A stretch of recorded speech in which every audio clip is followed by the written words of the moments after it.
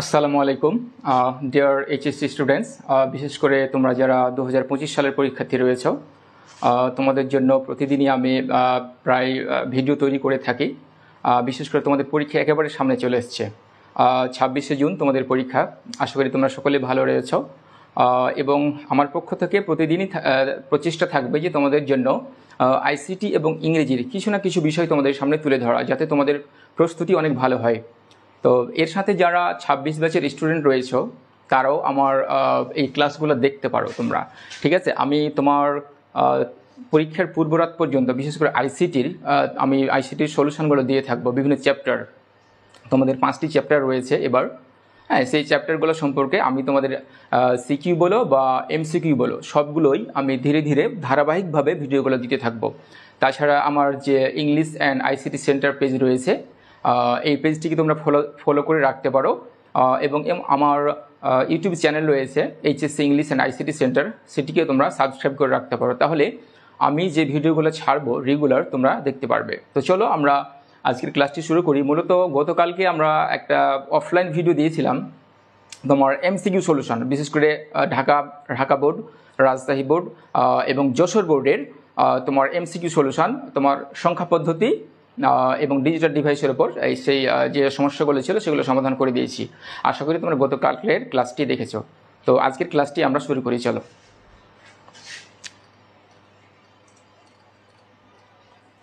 তো আমার ভিডিওটা ঠিকঠাক দেখা যাচ্ছে কি না এবং শোনা যাচ্ছে কি না কাইন্ডলি তোমরা একটু কমেন্টস আমাকে জানিয়ে দাও। আমার নেটের অবস্থা একটু ভালো না, এই জন্য আমি পিসি থেকে তোমাদের কমেন্টগুলো দেখতে পাচ্ছি না, বা চালু হয়েছে কি না আমি বুঝতে পারতেছি না। এই জন্য আমার একটু লেট হচ্ছে ক্লাসটা শুরু করতে। আমি একটু চেক করে নিই, ওয়েট এ বিট।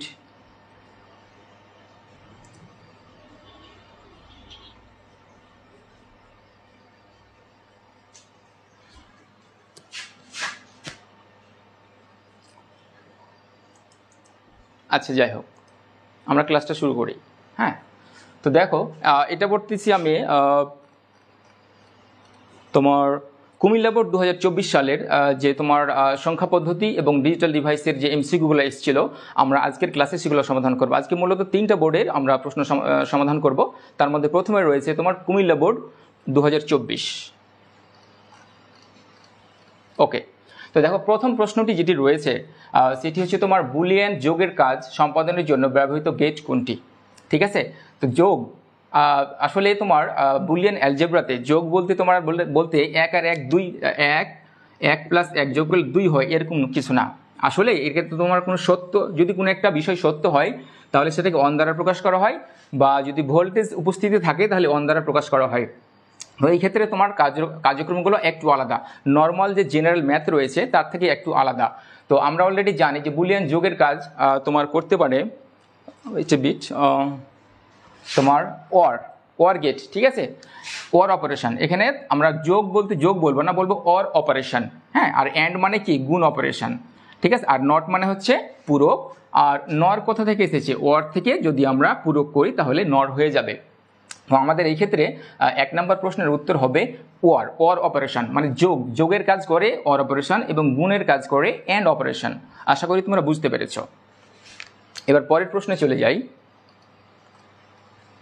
দেখো যে ASCII কোড, ঠিক আছে, যে ASCII 8 কোডের মাধ্যমে সর্বোচ্চ কতটি অক্ষর বা চিহ্নকে কোডভুক্ত করা যায়? আমরা জানি যে তোমার ASCII কোড তোমার 2 ধরনের হয়, ASCII 7 হয় এবং ASCII 8 হয়। অর্থাৎ ASCII 7 কত হবে তোমার 2^7, অর্থাৎ কত হবে 128। এতটি আলাদা আলাদা ক্যারেক্টার, ঠিক আছে, আলাদা আলাদা ক্যারেক্টার, চিহ্ন বা প্রতীককে আমরা কম্পিউটারকে বোঝাতে পারি এই ASCII 7 দ্বারা। আর ASCII 8 দ্বারা আমরা করতে পারি কি 2^8, অর্থাৎ 2^8 এর সমান কত হবে? যে 256 হবে। অর্থাৎ এতটি আলাদা আলাদা তোমার সংখ্যা বলতে পারো, অঙ্ক বলতে পারো, বর্ণ বলতে পারো, এগুলো আমরা কম্পিউটারকে ইউনিকভাবে বোঝাতে পারি ASCII 8 দ্বারা। তাহলে কত হবে উত্তর? নিচের অপশানে আমরা একটু দেখে নেই। দেখো, তাহলে উত্তর হবে আমাদের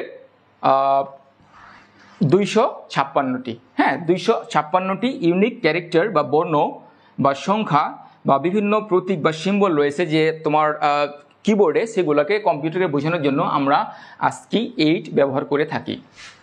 তাহলে এই ক্ষেত্রে আমাদের উত্তর হবে ঘ নাম্বার। ওকে,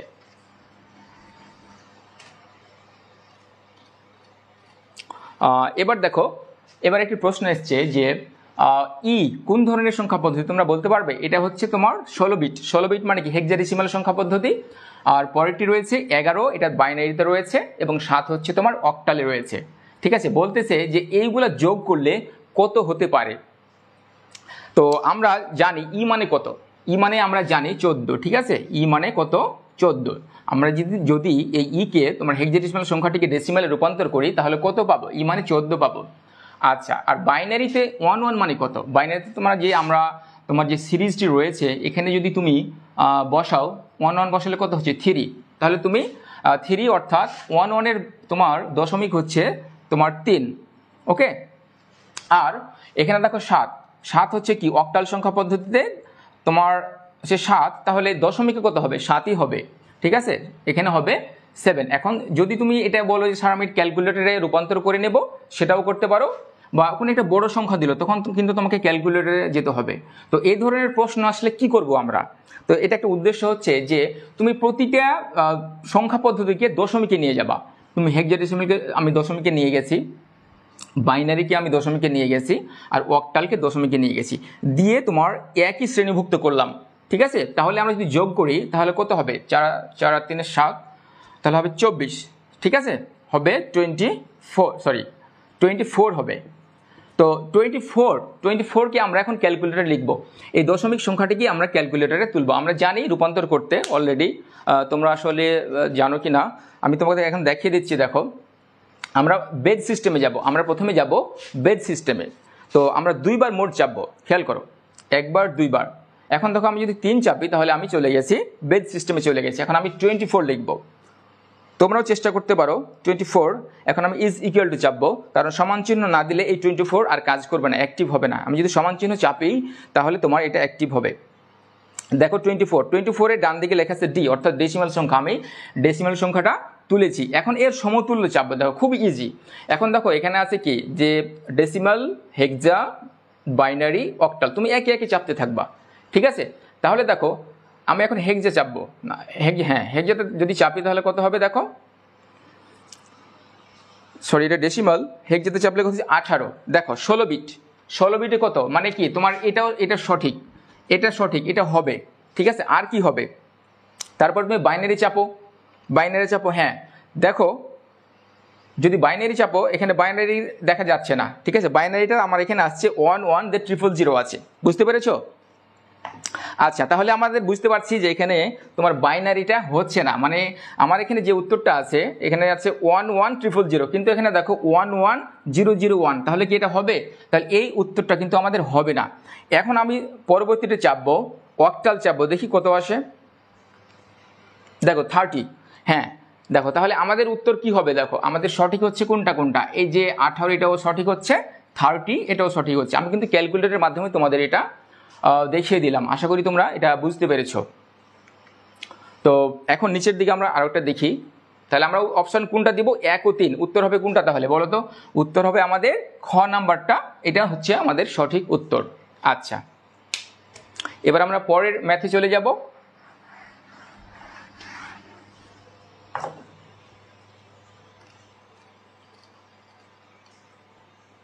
আচ্ছা, এখানে একটা দেখো, তোমার ডিজিটাল ডিভাইস থেকে প্রশ্নটা আসছে, খেয়াল করো। বলতেছে এখানে যে ন্যান্ড গেটের আউটপুটকে নট গেটের মধ্য দিয়ে প্রবেশ করলে কোন গেট পাওয়া যাবে? NAND gate. তো আমরা জানি ন্যান্ড গেট আঁকতে আমরা অবশ্যই পারবো। দেখো যে এটা হচ্ছে এ, দুটো ইনপুট আমরা নেব, বি, এটি মনে করো ন্যান্ড গেট, এটি একটি, ঠিক আছে, এটি হচ্ছে একটি ন্যান্ড গেট। ন্যান্ড গেটের তোমার যে সমীকরণটা হবে যে এ বি লিখেছো। এখন এটা হচ্ছে তোমার ন্যান্ড গেটের সমীকরণ। বলছে এটা তো আউটপুট। এখন এই ন্যান্ড গেটের আউটপুটটাকে আমরা কিসের মধ্য দিয়ে নিয়ে যাব? বলতেছে তুমি একটা নট গেটের মধ্য দিয়ে নিয়ে যাও, তাহলে কি হবে? এখানে একটা নট গেট আঁকো। দেখো আমি কিন্তু প্রসেসটা তোমাদের দেখাচ্ছি যে তুমি কিভাবে আঁকবে, প্রশ্নের উত্তরটা তুমি কিভাবে করবে। একটা তো আউটপুট আমরা পেয়েছি, এটা হচ্ছে তোমার ন্যান্ড গেটকে আমরা এখন নট গেটের মধ্য দিয়ে নিয়ে যাব। এই গেট হচ্ছে তোমার একটা নট গেট এঁকে দিলাম। এই নট গেট মানে কি? এর উপর একটা পূরক হবে। এখান দিয়ে কি আসলো? এখান দিয়ে এ বি এবি নট আসলো, এখন এখানে এসে আরও একটা উপরে নট দিয়ে দিব আমরা, ঠিক আছে। তাহলে দেখো কি হবে, আমরা জানি একটা সূত্র আমাদের জানা আছে মৌলিক উপপাদ্যের ক্ষেত্রে, যে পূরকের একটা সূত্র আছে, এ ডবল নটকে আমরা কি লিখতে পারি, এ লিখতে পারি। তো ঠিক একইভাবে আমরা এই যে এ বি ডবল নটকে আমরা এ বি লিখতে পারি। তো এ বি কোন গেট বলো তো, এ বি অ্যান্ড গেট না, এ বি হচ্ছে অ্যান্ড গেট, তাহলে আমাদের উত্তর হবে ক। বুঝতে পেরেছ? তাহলে আমি কিভাবে সমাধান করলাম, যে আমাদের বলেছে যে একটা ন্যান্ড গেট আঁকো, ন্যান্ড গেট আঁকার পর এর আউটপুটটাকে আমরা নট গেট দিয়ে পাস করিয়ে দেবো, তাহলে যেটা সমীকরণ হবে সেটাই হবে আমাদের উত্তর। আমরা সমীকরণ ক্যালকুলেশন করে দেখলাম যে এটা হচ্ছে একটা অ্যান্ড গেটের সমীকরণ, তো আমরা বলতে পারি এটি একটি অ্যান্ড গেট, আমাদের উত্তর হবে ক। ওকে, আচ্ছা এরপরে আমরা দেখি, হ্যাঁ দেখো বলতেছে যে আমি অবশ্য আমার কোশ্চিনগুলো আমার যে কম্পিউটার রয়েছে এখান থেকে দেখে দেখে বলতেছি, তো এই জন্য একটু সমস্যা হচ্ছে, হয়তো তোমরা ভাবছো যে আমি অন্যদিকে দেখতেছি না, আমি কিন্তু কম্পিউটার দেখে আমি বের করে তারপর তোমাদের সামনে উপস্থাপন করতেছি। দেখো একটি ডিকোডারের আউটপুট 64 পেতে হলে ইনপুট কত দিতে হবে। আমরা কি জানি যে ইনকোডারের ক্ষেত্রে ইনপুট হয় 2n আর আউটপুট হয় তোমার n, ঠিক আছে। আর এই ক্ষেত্রে তোমার কি হবে, যে তোমার ডিকোডারের ক্ষেত্রে ইনপুট হবে তোমার n আর আউটপুট হবে তোমার 2n, জাস্ট উল্টোটা। তাহলে এই 64 আমরা কিভাবে পেতে পারি, ঠিক আছে। এখন দেখো তুমি যদি আমাদের বলেছে ইনপুট কত হবে, মানে এই এনটা কত হবে, ঠিক আছে। এখন 64 একে কি করে তোমার টু দি পাওয়ার বানাতে। ওকে, এবার চলে এসো 6 নম্বর প্রশ্নে। আমরা কিন্তু সমাধান করতেছি তোমার কুমিল্লা বোর্ড, ঠিক আছে। এটা হচ্ছে কুমিল্লা বোর্ড 2024, আমরা এটা সমাধান করতেছি এমসিকিউ। তোমাদের যাদের সমস্যা আছে, যদি বুঝে না থাকো তো আমার আজকের ক্লাসটা করলে ইনশাল্লাহ তোমরা সেই সমস্যাগুলো বুঝতে পারবে। তো খেয়াল করো, এখানে তোমার রয়েছে y is equal to A B C or C or BC, অর্থাৎ আমরা যদি বলি ABC plus C plus BC এর সরলীকৃত মান কত, মানে আমাদেরকে এই সমীকরণটা সরল করতে হবে। আশা করি তোমরা সরল করতে জানো। দেখো সরল করতে হলে বেশ কিছু তোমার মৌলিক উপপাদ্য রয়েছে, অর অপারেশন রয়েছে, অ্যান্ড অপারেশন রয়েছে, পূরকের কাজ রয়েছে। সেই সূত্রগুলো যদি তোমার মনে থাকে তাহলে তুমি ইজিলি এই সমীকরণটা সমাধান করতে পারবে। তো দেখো আমরা এই সমীকরণটা সমাধান করবো। এখন খেয়াল করো, A B C plus C plus BC. এখন দেখো এই অঙ্কটা তুমি ডান দিক থেকেও করতে পারো, বাম দিক থেকেও করতে পারো, ঠিক আছে। তো বাম দিক থেকে করাই ভালো, হ্যাঁ। আমি বাম দিক থেকে করতেছি, তোমরা ডান দিক থেকে যদি করো তাও হয়ে যাবে অঙ্কটা। তো এখানে দেখো কমন নেব আমরা, এখানে সি কমন নেব, ঠিক আছে। দেখো এ বি, তাহলে এখানে সি যদি আমি কমন নিয়ে নিই থাকে কত 1 প্লাস বিসি। আচ্ছা, তো এ বি প্লাস 1 সমান আমরা কি লিখতে পারি, দেখো এ বি প্লাস 1 সমান আমরা 1 লিখতে পারি, কারণ আমরা একটা সূত্র জানি যে এ প্লাস 1 ইজ ইকুয়াল টু 1। এটা কিন্তু তোমার ওয়ার অপারেশনের যে সূত্র রয়েছে মৌলিক উপপাদ্য, এখানে তুমি দেখবা, তোমার বই খুলে দেখবা যে এ প্লাস 1 ইজ ইকুয়াল টু 1। আর বিভিন্ন অঙ্কে দেখবা, তুমি বলো স্যার তো এখানে এ আর এ বি সমান তো এক না, এখানে একই বুঝাবে, ঠিক আছে। তুমি বিভিন্ন অঙ্ক আরও খুঁজে দেখবা, আরও বেশ কিছু অঙ্ক তুমি খুঁজে দেখবা যে তোমার A B plus 1 is equal to 1 লেখা যায়, অনেক অঙ্কে রয়েছে।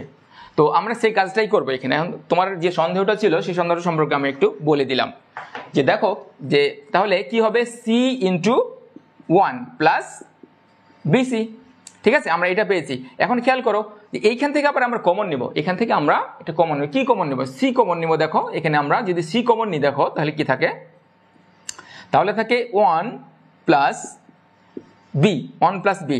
এই যে দেখো আবার 1 প্লাস বি চলে আসলো, মানে কি আমরা লিখতে পারি যে 1 plus B is equal to 1, এটা আমরা লিখতে পারি। আমরা লিখে দেবো, দেখো তাহলে সি ইন্টু 1, এই যে এটা সমান 1 এখানে আমি বসিয়ে দিলাম, তাহলে আমাদের উত্তর কি হবে, সি হবে। দেখো তো উত্তর কি হবে তো আমাদের, তাহলে এই যে গ নাম্বার। তাহলে দেখো তোমার যদি অনেকগুলো সূত্র জানা না থাকে, বিশেষ করে তোমার সহায়ক সূত্র, বিভাজন সূত্র, ডি মর্গানস ল, এগুলো যদি তোমার জানা না থাকে, তোমার ব্রেনে না থাকে, তাহলে কিন্তু তুমি সরলীকরণ করতে পারবে না, ঠিক আছে। তো এগুলো তোমাদের রেগুলার প্র্যাকটিস করতে হবে। বিশেষ করে মাহবুবুর রহমান স্যারের বই যেখানে রয়েছে সেখানে 50টি অঙ্ক রয়েছে, এই ধরনের সরলীকরণ 50টি রয়েছে। তো তুমি যে কোনো একটা বই থেকে সবগুলো অঙ্ক যদি ফলো করো, তাহলে তোমার ভেতরে একটা বেস তৈরি হবে, ওই বেস থেকেই তুমি অঙ্কগুলা সমাধান করতে পারবে। সারারা যে অঙ্কগুলো দেয় একেবারে জটিল অঙ্ক দেয় না, বা গড়পড়তা টাইপের অঙ্কগুলো দেয়, বা প্রাথমিক অঙ্কগুলো দেয়। রাজশাহী বোর্ডে এবার অনেক সহজ অঙ্ক দিয়েছিল এবার, হ্যাঁ, সিকিউটা অনেক সহজ হয়েছিল। কিন্তু তোমার এমসিকিউ অনেক কঠিন হয়েছিল। তো আশা করছি যে তোমরা এমসিকিউগুলো যদি প্র্যাকটিস করো তাহলে খুব সহজভাবে ইনশাল্লাহ উত্তর করতে পারবে। ওকে, এই ছিল আমাদের কুমিল্লা বোর্ডে তোমার সংখ্যা পদ্ধতি এবং ডিজিটাল ডিভাইসের যে অঙ্কগুলো ছিল আমি সমাধান করার চেষ্টা করেছি। আশা করি তোমরা বুঝতে পেরেছো। এবার আমরা পরের বোর্ডে চলে যাই। দেখো চট্টগ্রাম বোর্ড 2024 আমরা চট্টগ্রাম বোর্ডে 2024 সালে যে এমসিকিউগুলো আসছিল সংখ্যা পদ্ধতি থেকে এবং ডিজিটাল ডিভাইস থেকে, সেগুলো আমরা এখন সমাধান করবো ইনশাল্লাহ। দেখো, প্রসেসরের সবচেয়ে কাছে থাকে কোন মেমোরি?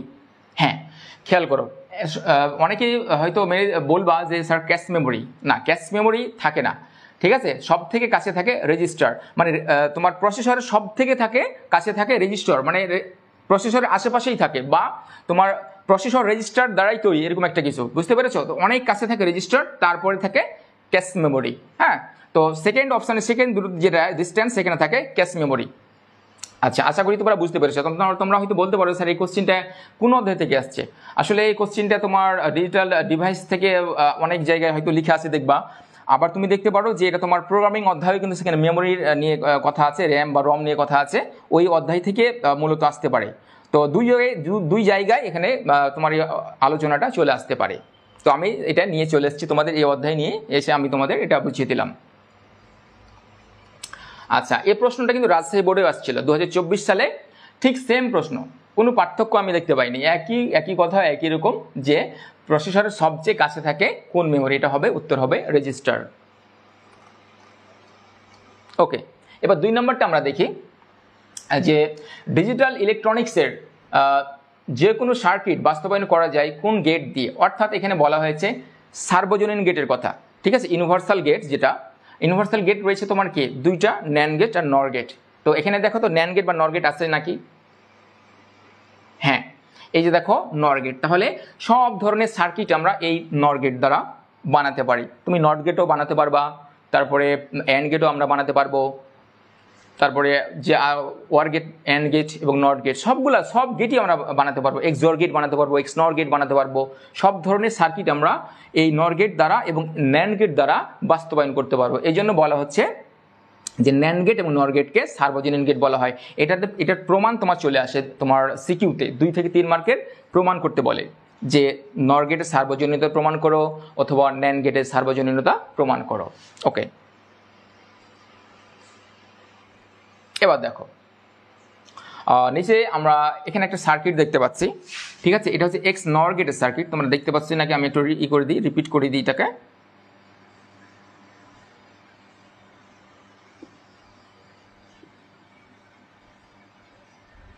হ্যাঁ, এটা হচ্ছে, এখানে দেখো দুটো ইনপুট আছে, ঠিক আছে। একটা হচ্ছে এ আর একটা হচ্ছে 0, দুটো ইনপুট আছে।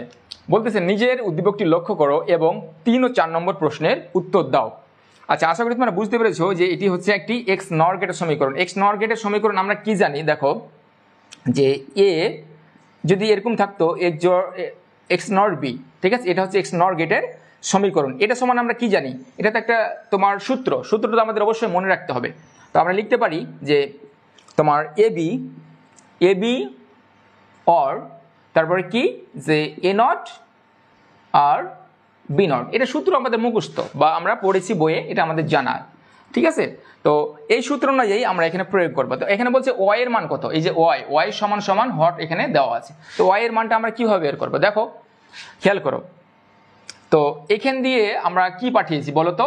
আমরা এ পাঠিয়েছি। তো আমরা এখানে আবার সূত্রটা লিখে ফেলি। দেখো যে এ একজোড় 0 মনে করো, এই যে এই সূত্রটা, তাই না?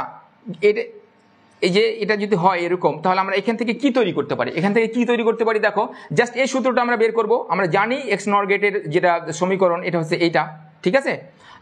আচ্ছা, তাহলে দেখো এ বি মানে এ আর বি গুণ করতে হবে।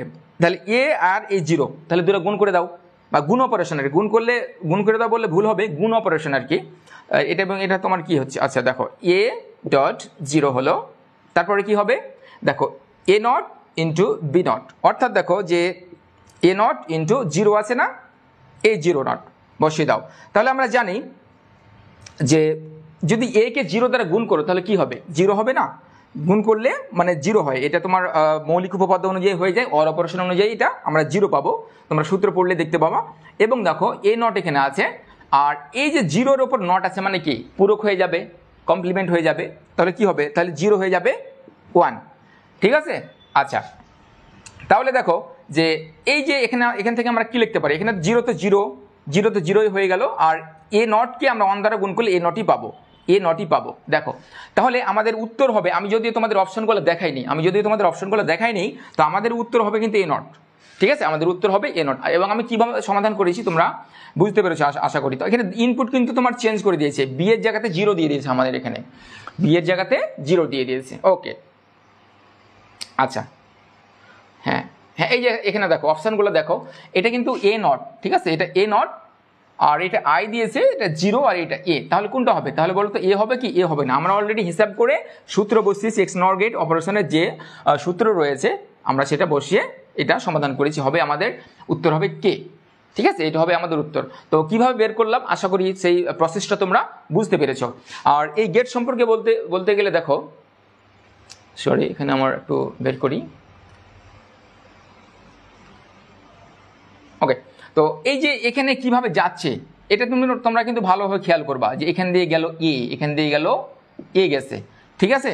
আর এই সমীকরণটা কিসের, এই সমীকরণটা হচ্ছে এক্স নর, তোমার এক্স এখানে একটা প্লাস চিহ্ন হবে, বা এই যে এই চিহ্নটা হবে, তাই না, এই চিহ্নটা এরকম এটা, আর এখান দিয়ে গেছে কি তার নিচ দিয়ে যে ওয়্যার বা তোমার কানেকশন সেখান দিয়ে গেছে 0, আর এই চিহ্নটার জন্য আমরা এটা, ঠিক আছে। তো তোমরা ছোট ছোট করে চিন্তা ভাবনা করবা, অনেক বড় সার্কিট থেকে ঘাবড়ে যাওয়ার দরকার নাই। তোমার এখান দিয়ে কি গেল, এখান দিয়ে কি গেল, এই সমীকরণটা কিসের জন্য আমরা ব্যবহার করেছি, এই কথাগুলো যদি তুমি মনে করো, তাহলে তোমার জটিল সার্কিটগুলো অনেক সহজ হয়ে যাবে আশা করি। ওকে, এবার আমরা পরের প্রশ্নে চলে যাব। দেখো এখন দেখো আমরা একটা সমীকরণ এঁকেছিলাম, উদ্দীপকের ইনপুট, ঠিক আছে, 0 এর পরিবর্তে বি হলে বর্তনীর আউটপুট কত হবে, বর্তনীর আউটপুট কত হবে, আমরা কিন্তু অলরেডি সমাধান করে ফেলেছি। এখন বর্তনীর বলছিল কি, যে এটা ছিল না যে এ, এটা হচ্ছে বি, এটা, তাই না।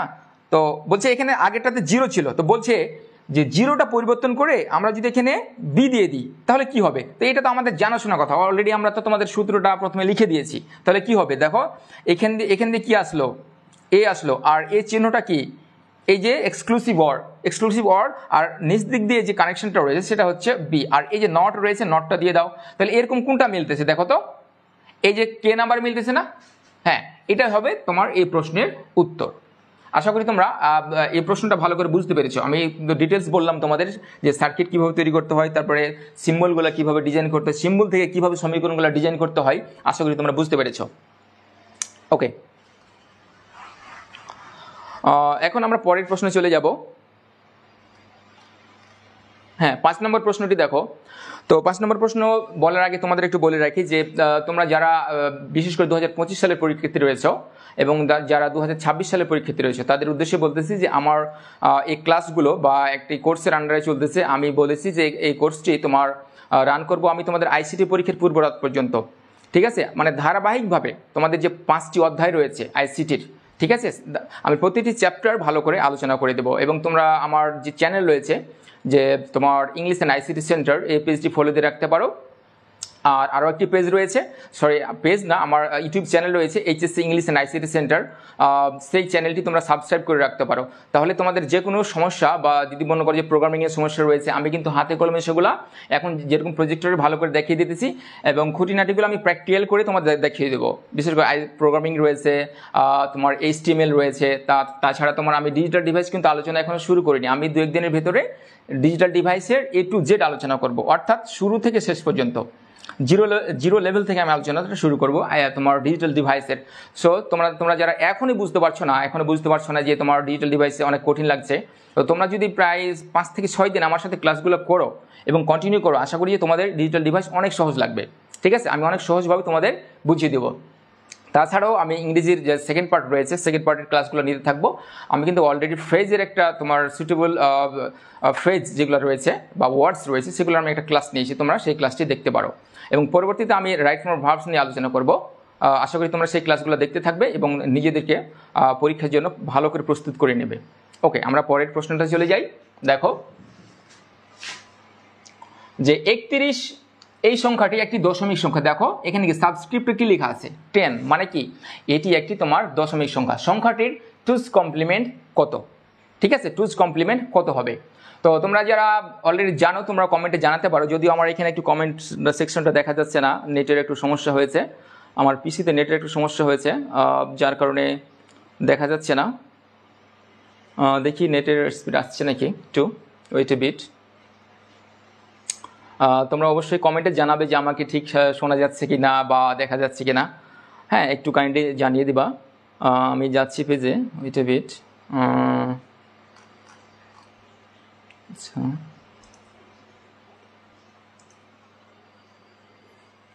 যাক, আমার পেজে এখনও ঝামেলা করতেছে, আমি এই পেজ থেকে আর দেখতেছি না, আমি তোমাদের সাথেই থাকতেছি। আমি এখন আমরা এই কাজটি সমাধান করবো, আমরা এই সমস্যাটি সমাধান করবো। দেখো আমরা টুজ কমপ্লিমেন্ট করতে তো জানি অবশ্যই।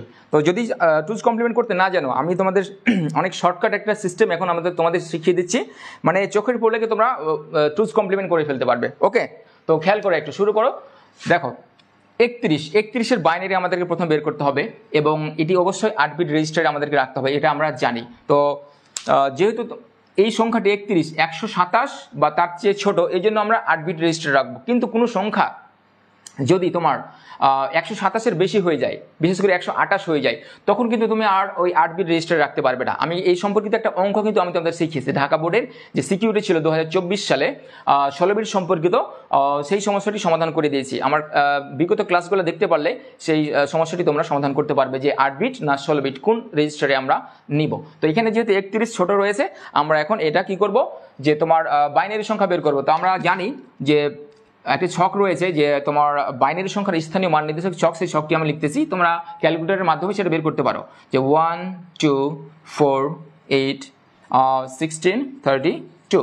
তো দেখো কোন কোন সংখ্যা যোগ করলে তোমার 31 হবে, ঠিক আছে, কোন কোন সংখ্যা যোগ করলে 31 হবে সেটা তুমি এখন ক্যালকুলেটরও করতে পারো। দেখো যে 16 যোগ 8 যোগ 4 যোগ 2 যোগ 31। দেখো অর্থাৎ আমরা 31 পেয়েছি। এই যে এই 5টি সংখ্যা, ঠিক আছে, আমরা কিভাবে এটা বের করলাম, যে সকল সংখ্যার নিচে 1 রয়েছে সেই সংখ্যাগুলো যদি যোগ করি তাহলে ওই সংখ্যার বাইনারি আমরা পেয়ে যাব। এখন যদি তোমাকে বলা হয় যে 5-এর বাইনারি কত, তুমি বের করতে পারবা। তাহলে কোন কোন সংখ্যা যোগ করলে 5 হয়, দেখো এই যে এই 4 আর 1 যোগ করলে 5 হয়, আর যেটা দরকার নেই সেখানে 0 দিবা। এটা হচ্ছে তোমার যে কোনো দশমিক সংখ্যাকে শর্টকাটে বাইনারি করার নিয়ম। তো এখন আমরা বাইনারি শিখছি না, আমরা অনেক আপার লেভেলে চলে গেছি, যে আমরা এখন টুজ কমপ্লিমেন্ট শিখছি। তাহলে দেখো আমি একটা 8 বিট রেজিস্টার ডিজাইন করব। তো এখানে 5টা বিট 1 পেয়েছি, 1 2 3 4 5। তাহলে কি যে এই যে আরও 2টা শূন্য, এই শূন্য নিলাম, মানে 7টা বিট তোমার সংখ্যার মানের জন্য। আর 8 নম্বর বিট যেটা নির্দেশ করবে সেটা হচ্ছে তোমার সংখ্যাটি ধনাত্মক না ঋণাত্মক, এটা হচ্ছে চিহ্ন বিট, এটাকে বলে সাইন বিট। ঠিক আছে, এটা হচ্ছে সাইন বিট, এটা তোমার চিহ্ন বিট। এটা ধনাত্মক হলে তোমার কি হবে, 0 থাকবে এখানে, আর যদি সংখ্যাটি ঋণাত্মক হয় মানে টুজ কমপ্লিমেন্ট হয় তাহলে এখানে অবশ্যই 1 চলে আসবে। তো আশা করি বুঝতে পেরেছো। এখন আমরা কি করব, ওয়ান্স কমপ্লিমেন্ট করবো এটার। দেখো এটার ওয়ান্স কমপ্লিমেন্ট আমরা করে ফেলি, কি মানে বিটগুলোকে পূরক করে আমরা ওয়ান্স কমপ্লিমেন্ট করতে পারি। তাহলে দেখো 1 1 1 0 0 0 0 0, ঠিক আছে, এটা কি হয়ে গেল, আমাদের এটা ওয়ান্স কমপ্লিমেন্ট হয়ে গেল। এখন আমরা টুজ কমপ্লিমেন্ট যদি করতে চাই তাহলে আমরা কি করবো, এর সাথে 1 যোগ করতে হবে। টুজ কমপ্লিমেন্ট সংখ্যা অনুযায়ী আমরা এখানে 1 যোগ করে দাও, এখানে 1 যোগ করে দাও, তাহলে কত হবে, দেখো যে 1 0 0 0 0 1 1 1। তাহলে এটা হচ্ছে কি আমাদের এটা টুজ কমপ্লিমেন্ট হয়ে গেল। ঠিক আছে, এখন দেখো তো মিলাও তো দেখি তুমি কোনটার সাথে মিলেছে। আমার 3টা 1 রয়েছে, তারপর 4টা 0 রয়েছে, কোথায় রয়েছে, এই যে এখানে দেখো 3টা 1 4টা 0 রয়েছে এবং শেষে 1 রয়েছে। তাহলে আমাদের উত্তরটা হয়ে গেছে, বুঝতে পেরেছো। এখন তুমি বলতে পারো স্যার শর্টকাটে আমরা কিভাবে টুজ কমপ্লিমেন্টটা বের করতে পারি, এক লাইনে একবার দেখেই আমরা কিভাবে বের করতে পারি। তো খেয়াল করো, আমি এটা এখন বলে দেবো, বলে দিচ্ছি তোমাদের শর্টকাটটা।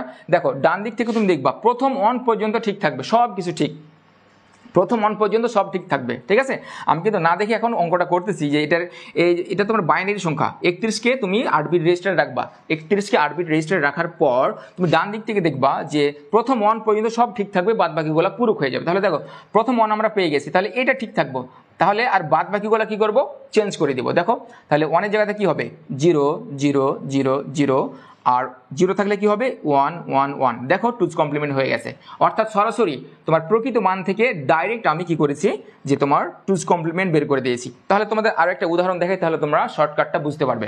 মনে করো তোমাকে একটি সংখ্যা দেওয়া হয়েছে এরকম যে 1 0 0 1 1 0 0। তাহলে এইটার টুজ কমপ্লিমেন্ট কীভাবে আমরা বের করবো বলেছি, প্রথম 1 পর্যন্ত সব ঠিক থাকবে, প্রথম 1। তাহলে দেখো এই দিক থেকে যাও তুমি, এই দিক থেকে যদি আমরা যেতে থাকি এই পর্যন্ত কিন্তু এখানে একটি 1 আছে, তাহলে আমি এই দুটো শূন্য রেখে দিব। তাহলে দেখো 0 0 1, আর বাদ বাকিগুলো চেঞ্জ করে দেবো। 1 হয়ে গেলে 0 হয়ে যাবে, 0 থাকলে 1, 0 থাকলে 1, আর 1 থাকলে 0।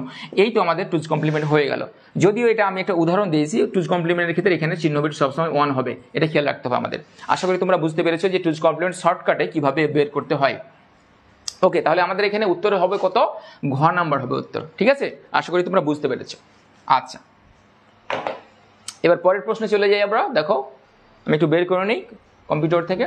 হ্যাঁ, এবার খেয়াল করো, বলতেছে এর সমকক্ষ মান কত। এই যে এটি একটি কি সংখ্যা, এটি একটি বাইনারি সংখ্যা, তাই না? তো এই সংখ্যাটিকে আমরা কি করব, ক্যালকুলেটরে নিয়ে চলে যাব, অথবা তুমি যদি মনে করো যে তোমার যে ছক রয়েছে তোমার বাইনারি সংখ্যার স্থানীয় মান নির্দেশক ছক, সেই ছকে তুমি বসাতে পারো। তো আমরা প্রথমে এটাকে ক্যালকুলেটরে নিয়ে যাবো, ক্যালকুলেটরে অনেক সহজ হবে আশা করা যায়। তো আমরা প্রথমে কি যাব, আমরা বেজে চলে যাব। 3 চেপে আমি বেজে চলে গেলাম, মানে মোড আমি 2 বার চেপে তারপর 3 চেপে আমি মোডে তোমার বেজ সিস্টেমে চলে গেছি। এখন দেখো আমি এই বাইনারি সংখ্যাটি তুলব।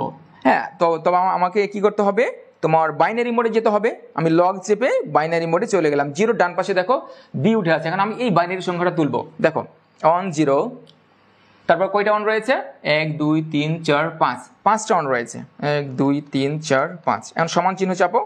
হ্যাঁ, এখন দেখো আমার এটা বাইনারি সংখ্যা অলরেডি আমি তুলেছি, সমান চিহ্ন চাপতেই হবে তোমাকে, নাহলে অঙ্কটা হবে না। এখন মনে করো তুমি এই যে এই সংখ্যাটার সমতুল্য হেক্সাডেসিমাল সংখ্যা কত হবে, কত হবে আমরা এটা খুঁজে দেখবো। তাহলে এখানে দেখো হেক্সা সংখ্যা রয়েছে তোমার, এই যে ক্যাপের উপরে হেক্সা রয়েছে, দেখো কত আসছে 5f, অর্থাৎ এটা কিন্তু হবে যে এর সমকক্ষ এটা মান সঠিক আছে। হেক্সাডেসিমালে আমরা যদি বাইনারি সংখ্যাটা হেক্সাডেসিমালে রূপান্তর করি তাহলে এই যে 5f এটা সঠিক। তারপরে দেখো এখন যদি আমি কি করি, অক্টালে যদি আমি এটা দেখি তাহলে কি হবে, দেখো ক্যালকুলেটর চাপো, লন চাপলে কি হবে 137। দেখো 137ও সঠিক, মানে কি এই সংখ্যাটার অক্টাল সমতুল্য সংখ্যা হচ্ছে 137। ঠিক আছে, এরপরে কি আছে দশমিক চাপো, দেখো কি হয় 95। হ্যাঁ, দশমিক চাপলে 95 আসছে। তাহলে বুঝতে পেরেছো আমি ক্যালকুলেটরের মাধ্যমে এই অঙ্কটা কিভাবে সমাধান করলাম। অঙ্কটা আমরা সরাসরি তোমার বেজ সিস্টেমে গিয়ে তুলে ফেলবো, দিয়ে তোমার কি হেক্সাডেসিমাল চাপবো, তারপরে অক্টাল চাপবো, তারপরে বাইনারি চাপবো। তাহলে দেখবো যে আমাদের অঙ্কটি সমাধান হয়ে গেছে ক্যালকুলেটরের মাধ্যমে, আমাদের অত প্রেসার নিতে হবে না। আশা করি অঙ্কটি তোমরা বুঝতে পেরেছো। ওকে, এবার আমরা পরের অঙ্কে চলে যাব। আচ্ছা, দেখো 7 নম্বর অঙ্কটি আসছে। তাহলে আমাদের উত্তর কি হবে, এখানে 3টাই হবে, তাই না? ঘ নাম্বার হবে যে 1 2 3, 3টাই উত্তর হবে। আচ্ছা, দেখো এখানে একটি প্রশ্ন আছে যে এবি ও বিসি এর দ্বৈত পূর্বরক কোনটি। দ্বৈত মানে কি দুইবার মানে পরিপূরক করতে হবে তোমাকে। ঠিক আছে, দুইবার। ধরো এ দিলাম, একে আমি একবার যদি পরিপূরক করি তাহলে কি হবে, এবার হবে। একে যদি আবার করে দ্বিতীয়বার করি তখন কি হবে, যে তোমার এ ডবল বার। এটা হচ্ছে তোমার দ্বৈত পূর্বক। তো এখানে একটা ইকুয়েশন দেওয়া আছে, ঠিক আছে, এটা সমীকরণ দেওয়া আছে। সমীকরণটাকে আমি দুইবার করি, তোমার দ্বৈত পরিপূরক করি বা পূরক করি, তাহলে কি হবে, এই যে এই উত্তরটা হবে এইটা। এখানে যদিও বোঝা যায় না, লেখাটা একটু সমস্যা হয়েছে আমাদের। দেখো এ বি প্লাস বিসি, এটা তো দেওয়া আছে, এটাকে দুইবার পরিপূরক করতে হবে। ঠিক আছে, দুইবার করতে হবে। তাহলে এই যে একবার করলা আর একবার করলা, তাহলে এটা তোমার দুইবার পরিপূরক হয়ে গেল। ঠিক আছে, দ্বৈত পরিপূরক হয়ে গেল। এগুলোর কিন্তু একটাও হবে না, আশা করি তোমরা বুঝতে পেরেছো। এই মূলত ভাষাটা বুঝতে হবে আমাদেরকে, ভাষাটা বুঝলেই আমাদের অঙ্কটা অনেক সহজ হয়ে যায়। আচ্ছা, এবার খেয়াল করো। হ্যাঁ, এবার আমরা দেখব সিলেট বোর্ড। ঠিক আছে, আমরা অলরেডি সমাধান করেছি, তোমার কুমিল্লা বোর্ড সমাধান করেছি আর চট্টগ্রাম বোর্ড এটা দেখেছি। এবার আমরা দেখব সিলেট বোর্ড দেখব। ঠিক আছে, আমরা সিলেট বোর্ডের অঙ্কগুলো দেখে ফেলি। দেখো সিলেট বোর্ডে কেমন প্রশ্ন এসছে, দেখো যে ক্লাসে আইসিটি শিক্ষক এই সংখ্যাটি বাইনারি একটি সংখ্যা দেওয়া আছে ওখানে, আর এখানে কি দেওয়া আছে, এখানে আরও একটি বাইনারি সংখ্যা দেওয়া আছে। ঠিক আছে, এর যোগফল নির্ণয় করতে বললেন। আরিফ লিখলো, দেখি আরিফ কত লিখলো, এটা দ্বারা বলতেছি এই যে 11011.11 এটা লিখলো। তো প্রশ্নটা হলো সে কত বেশি লিখলো। তাহলে এটা ভেরি ইজি একটা ম্যাথ, হ্যাঁ, মনে হচ্ছে যে 4-5 একটা অঙ্ক, ঠিক আছে। তবে বাইনারি সিস্টেমে আমাদের এটা করতে হবে, হ্যাঁ। স্যারের অনেকভাবে প্রশ্ন করতে পারে, তোমার বলে দিতে পারে যে উত্তরটি পাবে সেটিকে তুমি হেক্সাতে লিখো, অক্টালে লিখো, মানে অনেক ধরনের প্রশ্ন এখান থেকে করা যেতে পারে। তো মূলত কি হচ্ছে যে আমাদের এটা যোগ করতে হবে, যোগ করার পর আমরা যদি এটা বিয়োগ করি তাহলে আমাদের উত্তরটা হয়ে যাবে। এইটাই তো প্রশ্ন, তাই না? তো আমরা দেখো ক্যালকুলেটরের মাধ্যমে আমরা এটা করে ফেলবো, অথবা তুমি যদি মনে করো স্যার আমি এটা যোগ করব, যোগ করার পর এটার সাথে বিয়োগ করব। তো আমি এটা তোমার সরাসরি হাতে দেখাচ্ছি না, বিয়োগ বা যোগ আমি এর আগের ক্লাসে দেখেছি। তোমরা যদি মনে করো যে যোগ বিয়োগে তোমাদের সমস্যা, যে হাতে কলমে সরাসরি ম্যানুয়ালি যোগ করতে পারছো না বা বিয়োগ করতে পারছো না, রিসেন্টলি আমার বেশ কিছু ক্লাস দেওয়া হয়েছে একেবারে 2-3 দিন আগে, সেই ক্লাসগুলো তোমরা দেখে ফেলো, দেখবে যে যোগ আর বিয়োগ তোমার কাছে খুব ইজি হয়ে গেছে। সেখানে আমি ক্যালকুলেটর দেখিয়েছি, হাতে কলমে কীভাবে যোগ করতে হয় সেটাও দেখিয়েছি, বা বিয়োগ করতে হয় সেটা আমি তোমাদের দেখিয়েছি। এবার আমরা এই অঙ্কটি করব, ঠিক আছে। তো আমরা প্রথমে কিসে যাব, কোন মোডে যাব, বাইনারি মোডে চলে যাব। আশা করি তোমরা এখন জানো বাইনারি মোডে কীভাবে যেতে হয়, আমি আর বলতেছি না, রিপিট করতেছি না। তো আমি এখন এই অঙ্কটা তুলব, ঠিক আছে, এই অঙ্কটা তুলব, মানে এটা থেকে আমি ওই দুটো বিয়োগ করব, মানে এটা তুলব, এটা থেকে এটা মাইনাস এইটা প্লাস এইটা, এরকম একটা আমি কথা বলে দিলাম। তাহলে দেখো আমি একটা ফার্স্ট ব্র্যাকেট দিলাম, তারপরে 11011, তাহলে দেখো 11011। এখানে কিন্তু তুমি দশমিকটা আমরা দিব না বা দিতে পারা যাবে না, সরাসরি 11 তুলে দেবো, 11, ঠিক আছে। ব্র্যাকেট ক্লোজ করলাম, তারপরে একটা মাইনাস দিলাম, মাইনাস দিয়ে আবার একটা ব্র্যাকেট দিলাম, ঠিক আছে। তারপরে দেখো ওই অঙ্কটা তুলবো আমরা, এই যেখানে যে বাইনারি সংখ্যাটা দেওয়া সেটা তুলবো। তাহলে 1011 পয়েন্ট নাই, পয়েন্ট আমরা তুলতে পারবো না, সরাসরি 11 তুলে ফেলো, তাহলে 11, ঠিক আছে। এখন একটা যোগ চিহ্ন দাও, মানে এই দুটো সংখ্যা আমরা যোগ করব। যোগ কি আছে, 1101, তারপরে এই পয়েন্ট আমরা দিতে পারবো না বা ক্যালকুলেটর এখানে দেওয়া যাবে না, সরাসরি তুলে ফেলো, তাহলে 10, ব্র্যাকেটটা তোমরা ক্লোজ করো। আচ্ছা, এবার সমান চিহ্ন চেপে দেখো কি হয়। দেখো উত্তর আসছে আমার এখানে 1010। আশা করি তোমাদের কাছে 1010 এসছে। তো এখন বলতে পারো স্যার দশমিকটা আমরা কি করে বসাবো। দশমিক তুমি দেখবা যে এখানে ডান দিকে আমরা যখন দশমিকের বা বাইনারি যোগগুলো করি বা বিয়োগগুলো করি, ধরো 11.10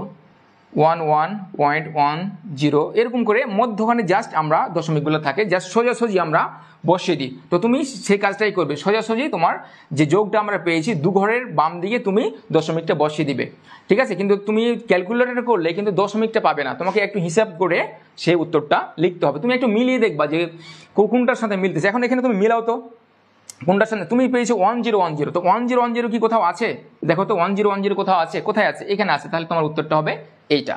আশা করি তোমরা অঙ্কটা বুঝতে পেরেছো। ওকে, এবার পরের অঙ্কে চলে যাই আমরা। দেখো যে বাইনারি সংখ্যা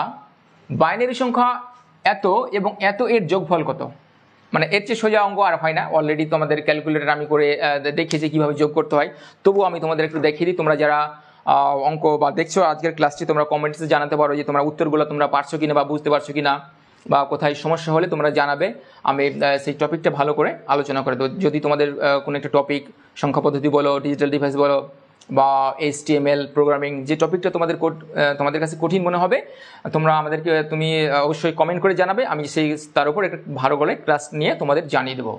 আচ্ছা, ঠিক আছে, আমরা তাহলে এই দুটি নাম্বার যোগ করি বাইনারি সিস্টেমে। দেখো দিয়েছে 4টি 1 রয়েছে, তাই না? 1 1 2 3 4টি 1, তারপর কি আছে 010 যোগ কত হবে, এখানে আছে 101 0 দিয়ে 3টা 1, 0 1 2 3। আচ্ছা, তোমরা যারা মনে করো আজকের ক্লাসটি দেখতেছো, তোমরা অবশ্যই আমার আগে যারা অলরেডি ক্লাস করেছো তারা কিন্তু তোমাদের উত্তরগুলো কমেন্টসে জানাতে পারো। আমি কিন্তু I will check it later, আমি পরবর্তীতে এটা চেক করে দেখবো। আমার পিসিতে যে কানেকশন ওয়াইফাই রয়েছে সেটাতে আমি দেখতে পাচ্ছি না, কিন্তু আমি লাইভটা করতেছি মোবাইল ডাটা থেকে, ঠিক আছে। ওয়াইফাই থেকে করতেছে, ওয়াইফাই অনেক ঝামেলা করতেছে। তো আমি পিসিতে আমার যে আইডি আছে সেটা লগ ইন করা আছে, আমি সেটা থেকে এখনও দেখতে পারতেছি না, এই জন্য একটু সমস্যা হচ্ছে। তাহলে দেখো আমি উত্তর পেয়েছি 1101, ঠিক আছে। দেখো 1101, তারপরে 3টা শূন্য রয়েছে, দেখো তো কোথায় রয়েছে, এই যে দেখো এখানে 1101 পেয়েছি, তারপরে রয়েছে 3টা শূন্য, তারপরে 1, এটা হবে আমাদের উত্তর। দেখো আমি ক্যালকুলেটরের মাধ্যমে খুব সহজে তোমার যোগটা করে ফেলেছি। এই ধরনের যোগ তুমি এই যে একটার পর একটা বসে হাতে কলমে কোনো সময় করবে না, বিশেষ করে এমসিকিউ এর ক্ষেত্রে, ঠিক আছে। বাইনারি ক্ষেত্রে বা তোমার সিকিউ এর ক্ষেত্রে যখন তোমাকে দেখাতে বলবে তখন তুমি লিখে করবা, লিখবা কিন্তু ক্যালকুলেটর করে নিবা। হ্যাঁ, চেক করবা ক্যালকুলেটরে, ম্যানুয়ালি করতে পারো, তুমি ক্যালকুলেটর দিয়ে চেক করে নিবা। এই ধরনের যে সকল অঙ্ক ক্যালকুলেটর দিয়ে চেক করা যায় সে সকল অঙ্ক অবশ্যই তুমি ক্যালকুলেটর দিয়ে চেক করে নিবে, কারণ ভুল হয়ে যেতে পারে। ওকে, খেয়াল করি, দেখো রেজিস্টার ব্যবহার করা হয় কোন কোন ক্ষেত্রে রেজিস্টার ব্যবহার করা হয়। দেখো 0 ও 1 স্টোর করতে, 0 ও 1 যোগ করতে, ডেটা শিফট করতে। দেখো এখানে হবে তোমার, আমরা জানি যে যোগের জন্য কি সার্কিট ব্যবহার করা হয়, হাফ অ্যাডার ফুল অ্যাডার ব্যবহার করা হয়, তাহলে এটাতে অবশ্যই হবে না, ঠিক আছে। তো হবে কোনটা তাহলে, আর 0 আর 1 স্টোর।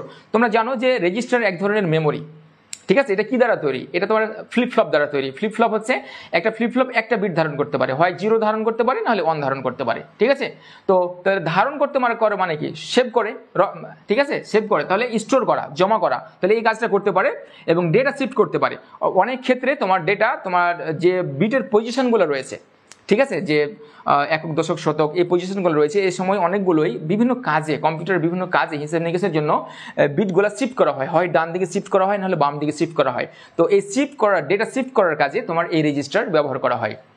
তো আমাদের উত্তর হবে 1 ও 3, ঠিক আছে, আমাদের উত্তর হবে 1 ও 3। তোমরা এটা জানো যে অ্যাডার শুধু যোগ করতে পারে। ওকে, তাহলে আমাদের উত্তর হবে কত, 1 ও 3 কোথায় রয়েছে, এই যে এল নাম্বার, এটা হবে তোমাদের উত্তর। আচ্ছা,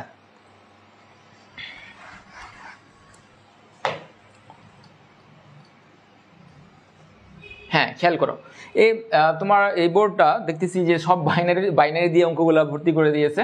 তো যাই হোক, এই সংখ্যাটা বাইনারি এর সমতুল্য দশমিক মান কত, ঠিক আছে, এর দশমিক মান কত। তাহলে আমরা আর ক্যালকুলেটর এখানে যাব না, বারবার ক্যালকুলেটর দেখাচ্ছি তোমাদের, এমনি হাতে কলমে দেখাই একটা।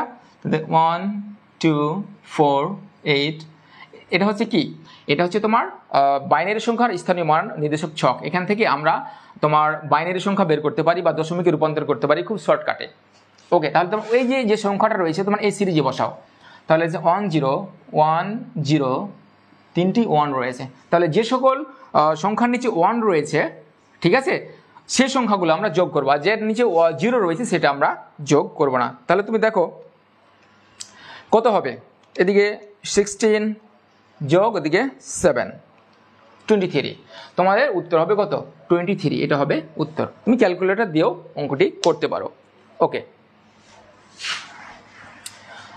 আমাদের আলোচনা আজকে শেষের পথে চলে এসেছে, আর কয়েকটি এমসিকিউ রয়েছে। আশা করি তোমরা আলোচনাগুলো বুঝতে পারছো। আর যদি মনে করো যে তোমরা আলোচনা বুঝতে পারছো ভালো করে, তাহলে এই যে পেজটি থেকে আমি লাইভ করতেছি, এই পেজটি তোমরা ফলো করে অবশ্যই ফলো করবে। আর আমার ইউটিউব চ্যানেল রয়েছে, সেটি তোমরা সাবস্ক্রাইব করে রাখতে পারো, কারণ তোমাদের পরীক্ষা একেবারেই নকিং অ্যাট দ্য ডোর, একবারে সন্নি করে তোমরা বিশেষ করে যারা এইচএসসি 25 ব্যাচ রয়েছে আর যারা 26 ব্যাচ রয়েছে, তারাও ধারাবাহিকভাবে এই যে 50 দিন সময় রয়েছে, 50 দিনের উপরে, তোমরা কিন্তু এই 50 দিনের ভিতরে আমার কাছে এই আইসিটি কোর্সটা একেবারে সম্পূর্ণ কমপ্লিট করে ফেলতে পারো, ঠিক আছে। আমি কিন্তু ধারাবাহিকভাবে ক্লাসগুলো নেব।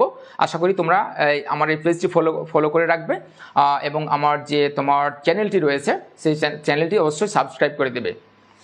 তাহলে আমি কি করব, এবং আমার যে আজকের ভিডিওটি তোমরা যারা অবশ্যই কমেন্টস করবে, এবং তোমাদের যারা ফ্রেন্ডস রয়েছে তাদেরকে জানাবে, তাদেরকে মেনশন করবে এবং অবশ্যই শেয়ার করবে। তাহলে কি হবে যে আমি অবশ্যই ইন্সপায়ার্ড হব যে তোমরা হয়তো আমার কাছ থেকে কিছুটা হলে উপকৃত হচ্ছ, যার কারণে আমি ক্লাসগুলো রেগুলার দিতে থাকবো। আশা করি আমার কথাগুলো বুঝতে পেরেছ। দেখো, মেমোরি পরিমাপের ক্ষুদ্রতম একক কি। দেখো বিট, আমরা জানি অবশ্যই বিট, ঠিক আছে, সব থেকে ক্ষুদ্র একক হলো বিট। আমরা কি জানি যে 1 বাইট সমান কত, তোমার 8 বিটস, ঠিক আছে। সবচেয়ে ক্ষুদ্র একক হলো বিট। আশা করি বুঝতে পেরেছ। আচ্ছা, তো এই ছিল আমাদের আজকের ক্লাস। আমরা প্র্যাকটিস করেছি, সিলেট বোর্ড করেছি, তারপরে করেছি তোমার কুমিল্লা বোর্ড এবং চট্টগ্রাম বোর্ড। 3 বোর্ডের আমরা এমসিকিউ সংখ্যা পদ্ধতি এবং ডিজিটাল ডিভাইস থেকে প্র্যাকটিস করেছি। আশা করি তোমরা ক্লাসগুলো বুঝতে পেরেছ।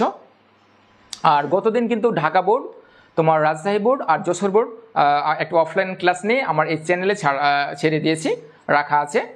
বিশেষ করে ইংলিশ অ্যান্ড আইসিটি সেন্টার এই পেজে তুমি খুঁজে পাবা। আবার HS English and ICT lab যে ইউটিউব চ্যানেল রয়েছে সেখানেও তুমি ভালো রেজলিউশনের ভিডিওগুলো পাবা। আর আমার আজকের যে ভিডিওটি হলো আমি চেষ্টা করেছি রেকর্ড করার, অন্য একটা মোবাইলে রেকর্ড করার চেষ্টা করেছি। যদি ভালো রেকর্ড হয় তাহলে আমার চ্যানেলে অবশ্যই আমার এই ভিডিওটি পেয়ে যাবে। তো আগামীকালকে আবার আমি ক্লাসে ফিরছি এবং আমি ভেরি সুন তোমার ইংরেজি ক্লাসগুলো নিয়ে, বিশেষ করে সেকেন্ড পেপারের যে ক্লাসগুলো রয়েছে, তোমার রাইট ফর্ম ভার্বস রয়েছে, মডিফায়ার্স রয়েছে, কানেক্টরস রয়েছে, ঠিক আছে, ন্যারেশন রয়েছে, তারপরে সিনোনিম, অ্যান্টোনিম, প্রিপোজিশন, এই বিষয়গুলো নিয়ে আমি ডিটেলস আলোচনা করবো। তোমাদের যাদের সমস্যা রয়েছে তোমরা অবশ্যই আমাকে ফলো দিয়ে রাখতে পারো। তোমরা রেগুলারলি আমার কাছ থেকে ক্লাস পাবা এবং পরীক্ষায় তোমরা অবশ্যই ভালো করবা, ইনশাল্লাহ ভালো করবা। তো কালকে ইনশাল্লাহ দেখা হবে। আবার আমি চেষ্টা করবো সন্ধ্যা 7:30 আইসিটির ক্লাসটা নেওয়ার, আর যদি ইংরেজির ক্লাসটা নেই আমি রাত 9টায় চেষ্টা করবো। তো আজকে তোমার একটু সময়টা মিলে নাই, এই জন্য আমি দুঃখিত অনেক। তো আগামীকালকে তোমাদের সাথে ইনশাল্লাহ দেখা হচ্ছে। সে পর্যন্ত সবাই ভালো থাকো। আসসালামু আলাইকুম।